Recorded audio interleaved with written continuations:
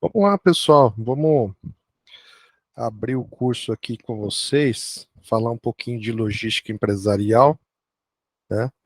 Uma disciplina bem difundida aí no mercado, né? Já há algum tempo, né? A definição de logística, então, é o processo de planejar, implementar e controlar o fluxo de armazenagem e matérias-primas, produtos em processo, produtos acabados, informações do ponto de origem ao ponto de consumo, de forma eficiente, eficaz, conforme as necessidades do cliente. Ou seja, né, pessoal, tudo que envolve, desde o recebimento do pedido até a entrega para o cliente final, a gente pode definir como o escopo da logística, certo? Então, é isso que a gente vai trabalhar. É, dentro dessas peculiaridades, a gente tem a logística como uma função sistêmica, que ela vai trabalhar dentre as etapas desse processo, para quê? Para ser o mais ótimo possível, né? Ela vai trabalhar com a otimização dos fluxos de materiais, as informações, essa organização. Então é muito importante a gente ter muito enraizado em toda a equipe, em toda a gama de profissionais que vão estar trabalhando, o latente isso, que a informação tem que correr. Quanto melhor correr a informação, quanto melhor, mais assertiva for essa informação, melhor vai ser o resultado lá na frente, né? Então, dentro do escopo da atividade de logística, nós temos a primeira etapa da logística empresarial, que trata-se de todas as atividades de movimentação, né? Tudo que movimenta, tudo que armazena, tudo que trabalha, né? Como a gente falou, desde do recebimento do pedido até a entrega do produto final. Então, a gente startou um pedido, por exemplo, a gente está lá produzindo um carro, né? Então, o que vai para produzir um carro? Todas as partes inerentes ao carro, um para-choque, um pneu, uma bateria, um motor, um freio, tudo isso ele vai estar elencado dentro de uma lista de materiais. Isso vai ser planejado através de uma lista, né, tipo de produção, onde cada um vai ter uma etapa produzida, né, a ser produzida. Se você um pneu. O pneu é o último item do carro. Então, ele não tem que ser comprado por primeiro, certo? Então, todas essas ideias a gente vai dar no transcorrer dessa explicação. Então, tudo isso é estratégia onde a logística vai trabalhar com vocês, certo? Outra visão que a gente é muito importante a gente ter é a logística reversa ou a chamada logística inversa, que no mercado a reciclagem é considerada como um caminho que a embalagem toma até a entrega dos materiais, nunca voltando para a origem. Muitos profissionais também utilizam essa expressão para considerar o caminho inverso feito para entrega, voltando para a origem, só que agora somente com as embalagens. A gente trabalha muito com esse conceito do retorno da embalagem, né? Mas hoje, até por critérios legislativos, regulamentares, tudo, nós temos muitos produtos, né?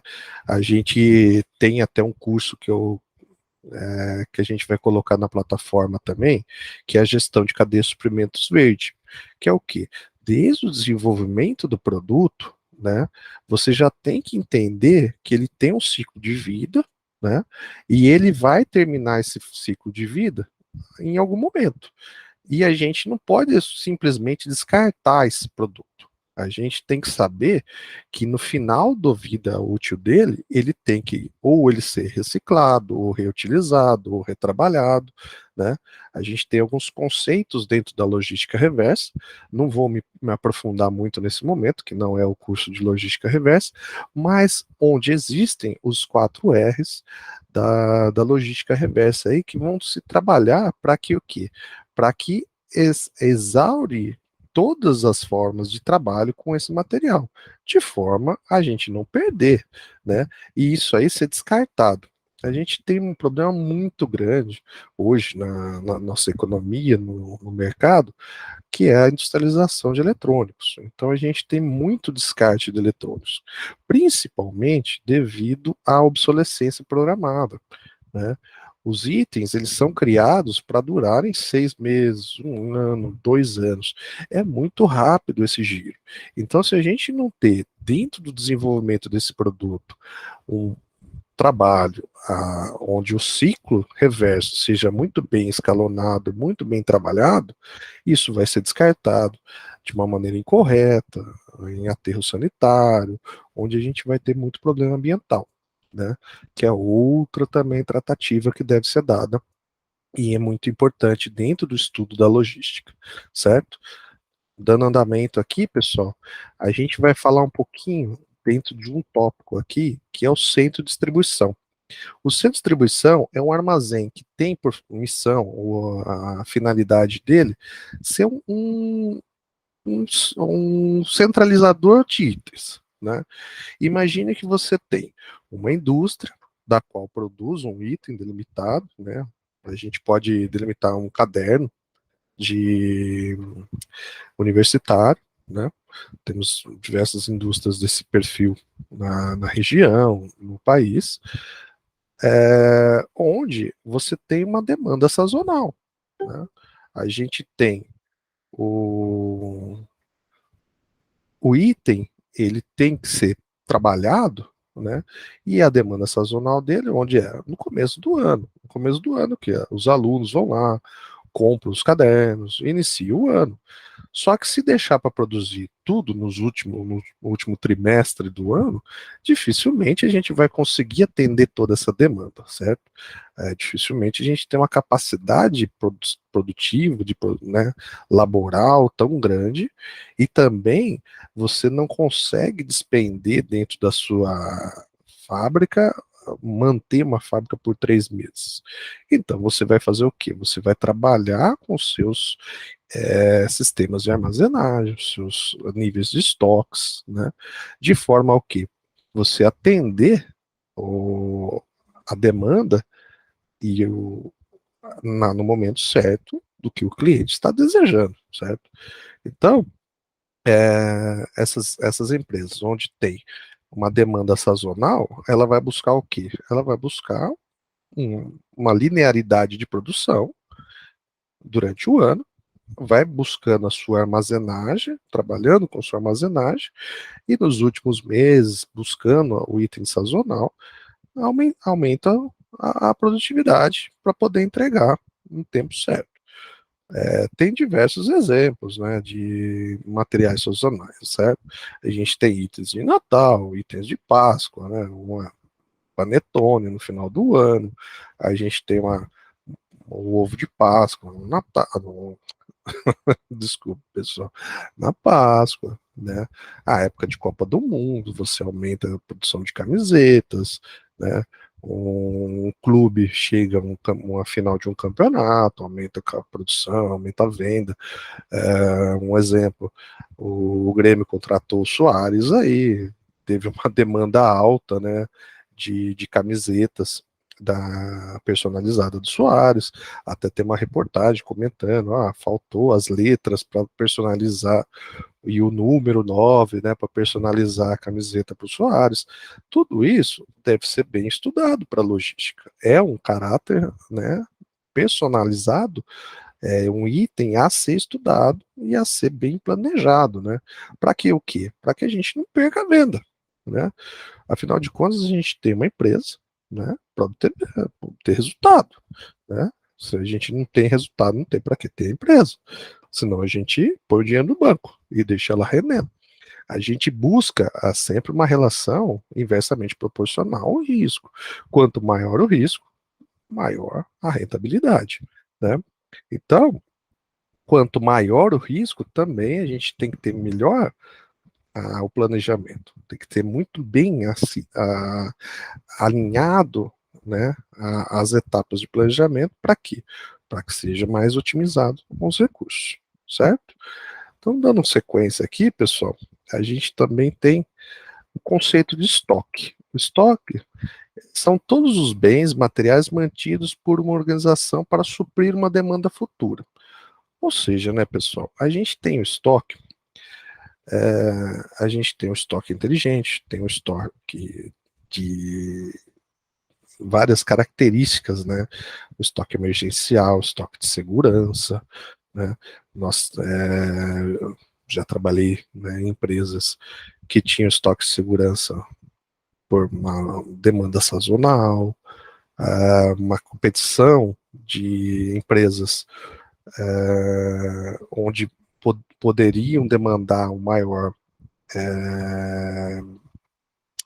na competição de mercado de compra, poderiam pagar um valor mais alto, daí o que? Quando você acaba entrando nesse negócio onde uma empresa concorrente pode diluir melhor o custo daquela matéria-prima, se você não tem dentro do seu escopo produtivo aquele item, você não consegue diluir depois dentro do seu custo logístico, do seu custo produtivo, você acaba tornando o seu produto muito fora do mercado, o custo muito fora do mercado, certo? Então é muito importante a gente ter essa percepção de ponto certo, momento certo a se comprar, estoques de seguranças é, plausíveis, tomar muito cuidado com o estoque de segurança material, onde tem que é perecível, produto alimentício, produto onde tem uma obsolescência rápida, produto eletrônico. A gente não tem por que manter um estoque alto de produto eletrônico. O produto eletrônico ele tem uma volatilidade muito rápida no mercado. Né? A demanda é muito rápida, as inovações tecnológicas são muito rápidas. Então, se você manter um estoque muito alto de um celular, por exemplo, vamos citar aí um iPhone 11, daqui a pouco lança o 12 e eu estou com uma demanda altíssima, estou com estoque altíssimo do 10, do 9, ainda o iPhone 9, 10. O que eu vou fazer com isso aí? Eu vou ter que fazer uma oferta. Só que eu paguei esse estoque já, entendeu? Então, para você não perder dinheiro, você acaba fazendo uma oferta e demandando isso aí. Então, é muito importante a gente tomar cuidado com a relação com os nossos estoques. Então, para a gente não delongar muito sobre o assunto, aqui é uma explanação inicial, o estoque basicamente isso, certo? Controles de estoques, a gente tem que ter. As empresas hoje, a empresa que não tem controle de estoque hoje, elas estão fadadas ao fracasso. Né? Hoje não, né? É 50 anos, né? A gente não tem. Quanto mais for perfeito isso, o controle de estoque, por quê? Como que você vai fazer um planejamento se você não tem controle assertivo do seu estoque, certo? Quanto melhor for o seu controle, as suas demandas, o controle do seu cliente final, né?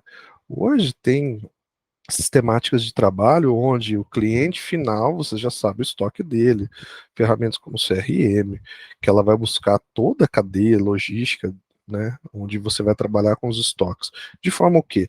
Você otimizar sua produção, otimizar seus estoques, otimizar toda a sua cadeia logística, entendeu? Então, hoje, trabalhar com estoque alto é sinônimo de fracasso, certo? A gente tem que trabalhar muito bem com o nível de estoque.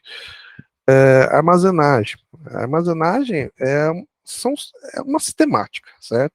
É uma atividade que permite manter bens e materiais secos ou refrigerados em instalações adequadas para manter suas características ideais para consumo, podendo ser depositada transitoriamente em uma alfândega, no caso de bens e materiais com origem ou destino de exterior, ou não, no caso de bens com origem e destino território nacional, né? Então, armazenagem, pessoal, a gente tem diversos sistemas, diversos, assim, a gente vai delongar durante o curso sobre exemplificar os sistemas de armazenagem, né? A gente tem ordem, forma, para que seja melhor a movimentação dos estoques, onde você mantenha o produto uma melhor qualidade, né? Às vezes você tem um armazém vertical, mas você não tem uma organização sistêmica desse armazém, esse armazém acaba não desenvolvendo a sistemática do FIFO, né, que é o First In, First Out, que é o primeiro que entra, o primeiro que sai, não tem rotatividade de estoque, o estoque acaba ficando obsoleto, produto alimentício, por exemplo, pode vencer, pode estragar, pode apodrecer. Você tem as delimitações de um produto onde ele necessita de uma temperatura de armazenagem. Imagina assim, você tem um armazém onde você tem uma área para que você tem que manter uma refrigeração de 10 a 15 graus, um chocolate, um, um armazém daí uma temperatura um pouco maior, você pode manter pneus, pode manter ferramentas, né, onde não vai ter problema com temperaturas, né. Então, a gente tem que ter essa visão de sistema de armazenagem dentro dessa cadeia logística muito bem enraizada, certo?